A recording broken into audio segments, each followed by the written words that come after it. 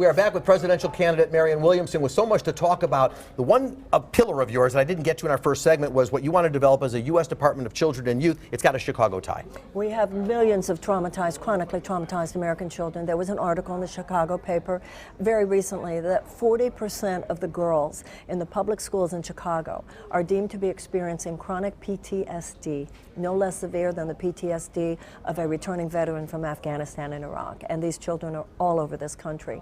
We need the trauma-informed education, the anti-violence, the restorative justice, the conflict resolution, the wraparound services. Chicago and every other city and every other neighborhood in America needs it. Healthcare, you do support, I read about Medicare for All. Medicare for All, I believe. Do you believe in Buttigieg's Medicare for All who want it? Yes, I sort of sit in somewhere in between Pete and Bernie on this. I want to get to the point, of course, where the most important thing, though, is that we have universal health care and that every single American. I don't want any American to even have to think about it, because I believe that peace and prosperity, an abundant economy, and a vibrant society emerge from people willing and able to live their dreams, unleash the spirits of people. And chronic economic anxiety, chronic tension, what will happen if I get sick? What will happen if one of my kids gets sick? People cannot be their creative best. They cannot be their productive best. So, but if somebody loves their health care plan, do you think they should be able to keep it?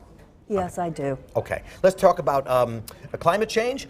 The Green Deal. I mean, you know, Trump is having a great time going after the Green New Deal and all of that. I know you believe in it, but should Democrats be careful about how far they go in this presidential election? Oh, please, how far we go. Do you realize what the scientists are saying? They're saying that if we, and these are major scientists, the consensus of the world scientists, if we do not make a major climate change reversal over the next 12 years, we could be facing a level of social collapse beyond anything we have seen in the modern era. We could see whole swaths of countries, even continents, where the heat is so great that the land is uninhabitable, food cannot be grown, social collapse, economic crises, hundreds of millions of climate refugees. We've got to take our head out of the sand here. We need a World War II level mass mobilization. The Americans we're hardwired for great things.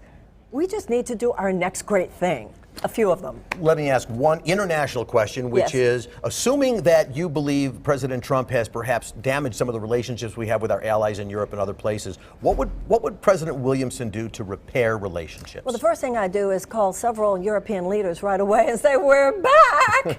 That's the first thing. That'll be a sigh of relief, I'm sure. And of course, we need to re-enter the Iran nuclear deal, try to put all that back together with the United States as a partner. Obviously, global climate deal as well, I assume. Yes, I was going to say the Paris Accords, although at this point that's just almost kindergarten compared to the kind of thing that's needed. And just shore up the Western Alliance. The Western Alliance is so important for the planet.